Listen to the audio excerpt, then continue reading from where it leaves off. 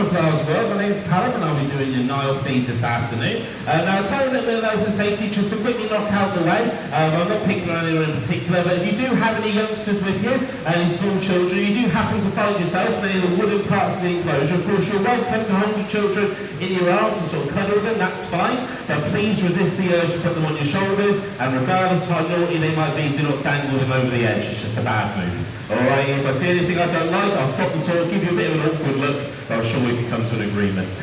Secondly, of course, it is quite a warm area in the zoo. We're currently at 27.5 degrees, so if the heat does get to you guys, please make sure you can take off a layer, have something to drink, take a breather outside, whatever you need to do to make sure you don't get too hot. Alrighty, with all that out of the way though, we can crack on with our feed. At the very least, before we do, just to introduce you to who we've got in the enclosure. Of course, what we've got in here is 26 crocodiles altogether. 25 of them are Nile crocodiles. One of them is an American crocodile. But for the purpose of our talk today, we are going to focus on our Nile crocodiles. But do know that our American crocodile has integrated herself quite well into this little group, so it's quite interesting to see how she behaves a lot of the time. But that said, when it comes to our Nile crocodiles, these arguably are one of the most famous crocodiles across the entire world. I would wager that a lot of you here today, the first time you would have seen a crocodile was probably on a documentary where one goes after a zebra or a wildebeest. If that is you, you will have seen a Nile crocodile without realising it. Throughout the year, there are events out in Africa that we call the Great Migration, where the zebras and wildebeest try their best to cross the rivers, and the crocodiles do their very best to stop it happening.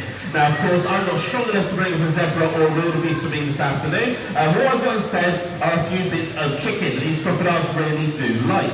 Now, what I'm going to do throughout this feed, just so everyone's aware, is I am going to be throwing food in quite a few different places. It's to make sure that our smaller crocodiles have a fair chance to get food as well, because a little bit later, we're going to get these crocodiles jumping for you.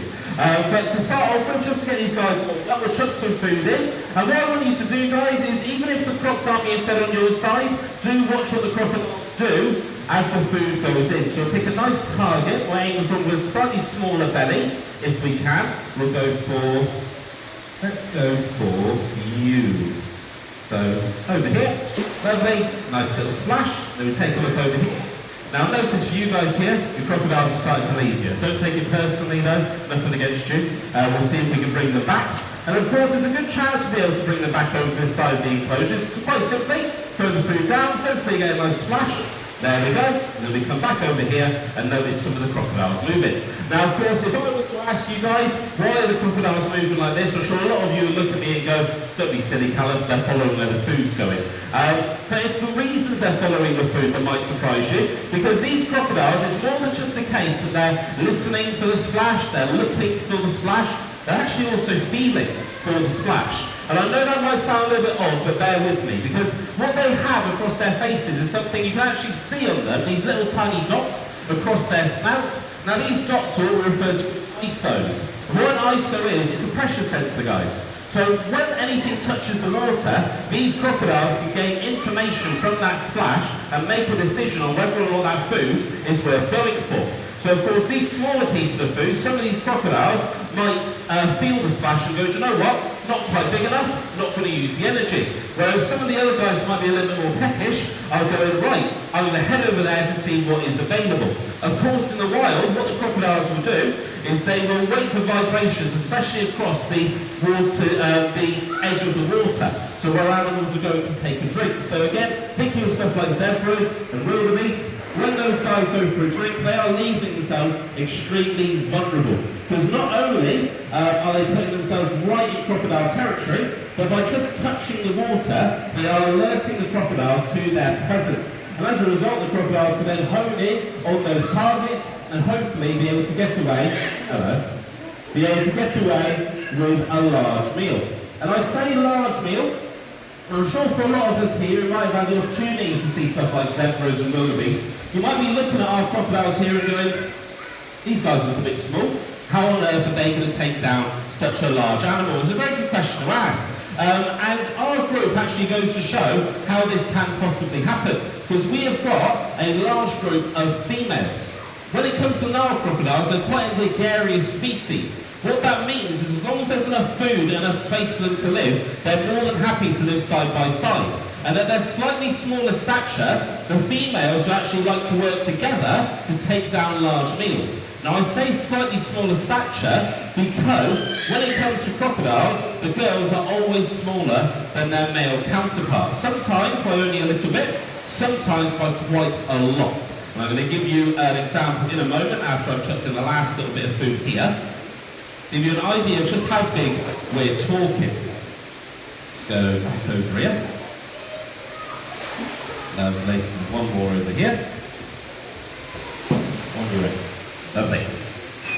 Okay, so before we get them jumping, just how big do crocodiles get? Now, as I said, the girls we've got in here will be smaller, but that said, they still get quite large. The Nile crocodile is the second largest species of crocodile in the world.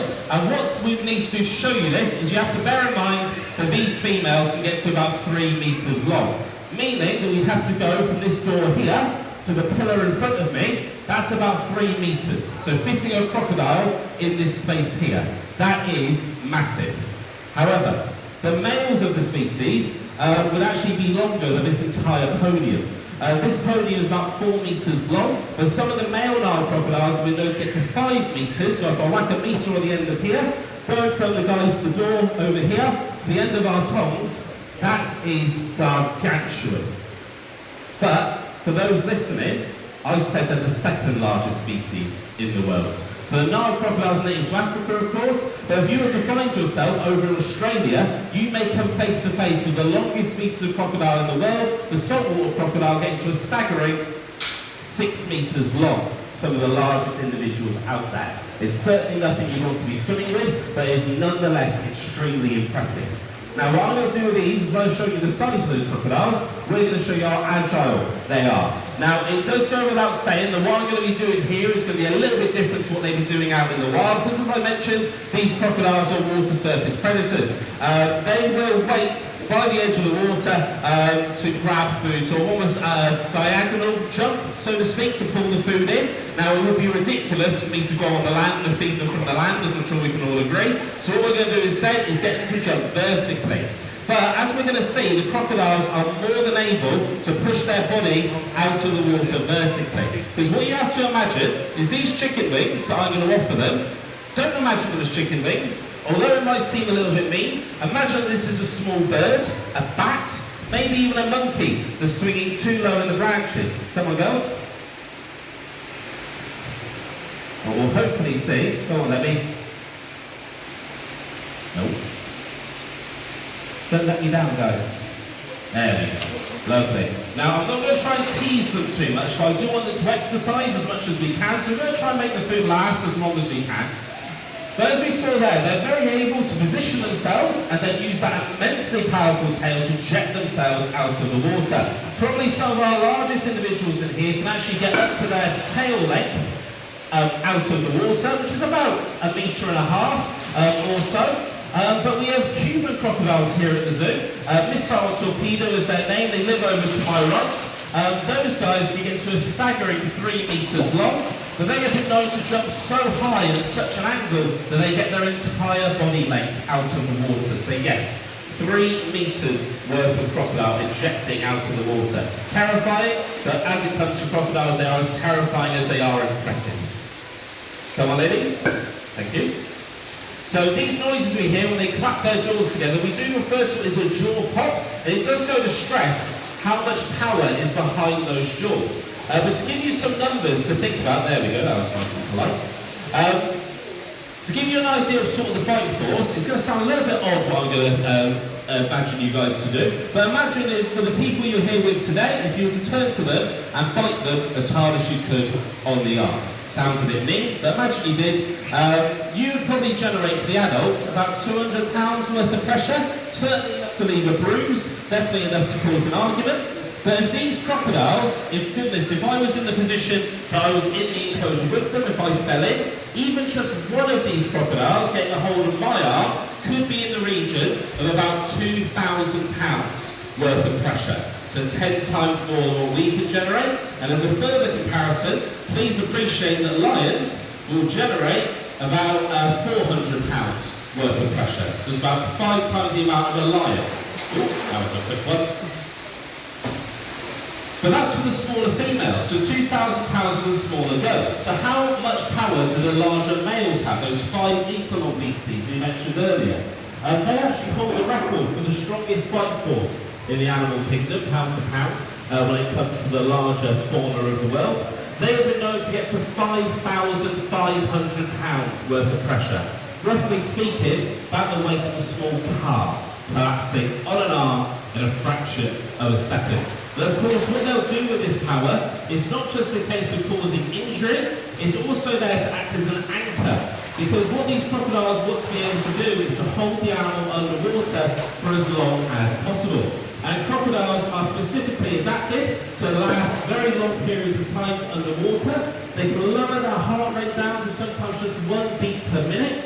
And as a result, they can go up to an hour and a half to 3 hours underwater without needing to come up for air. A human comparison, the longest free dive a human's ever done, clocked in at just under half an hour, which is impressive, but these crocodiles do laugh at it.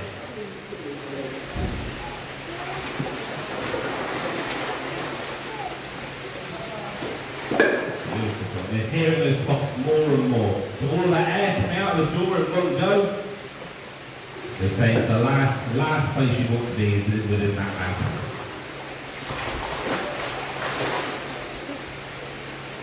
As I'm sure you can appreciate, now that the food's on offer, the crocodiles behave completely differently.